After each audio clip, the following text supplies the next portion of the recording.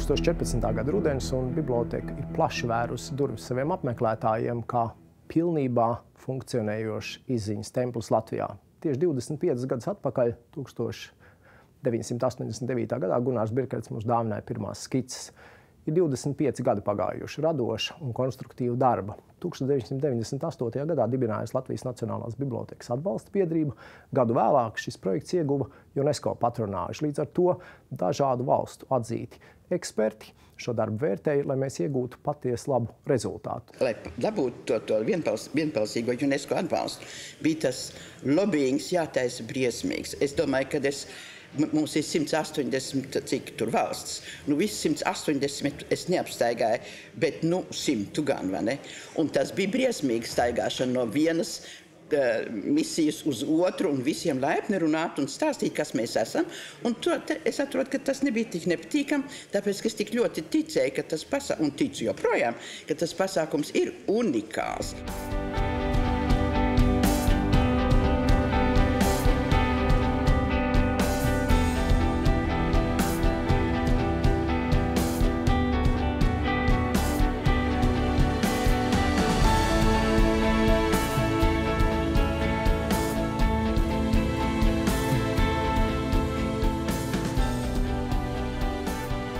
Es tik skaidri redzu to ap mūsu biblioteku, kā tas Pārdaugavas stūris, kas varbūt, paldies Dievam, ir bijis atstāts novārtā apzināti, lai kaut kādā brīdī Rīga varētu tieši tur attīstīties un veidoties par jauno Rīgu.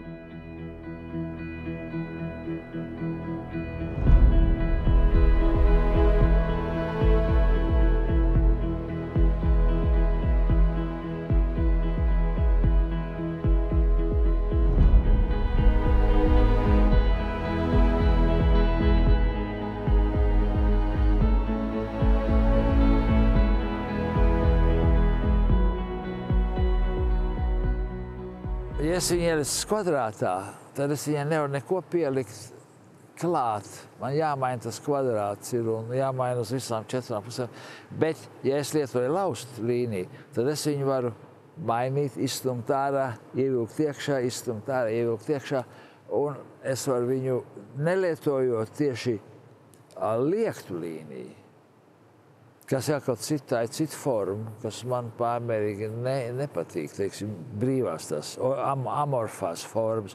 Man patīk vairāk tāds kristāla formas, tāds, kas ir lausts, vai ne? Piemēram, ja mēs skatīsimies uz bibliotekas to fasādi, tad viņai kādi 7, 8 reizi viņai mainās virziens, kamēr viņi tiek augšā.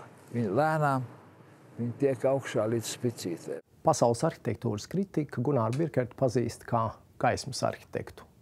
Izcils gaismas efekts viņš ir lietojis 18 paši projektētajās un realizētajās bibliotekas Amerikas Savienotajās valstīs, bet šis ir bijis 25 gadu kopīgs ceļš uz kādu virsotni, simbolisku gaismas pili, stikla kalnu, kas visai Latvijai ir tāda izziņas vieta. Arī Nacionālās grāmatniecības muzejs, kurš glabā 6 miljoni iespiedu vienību. Un kas vēl īpaši svarīgi, Nacionālajai bibliotekai neraksturīgi, mums ir 350 000 brīvpieejas fonds.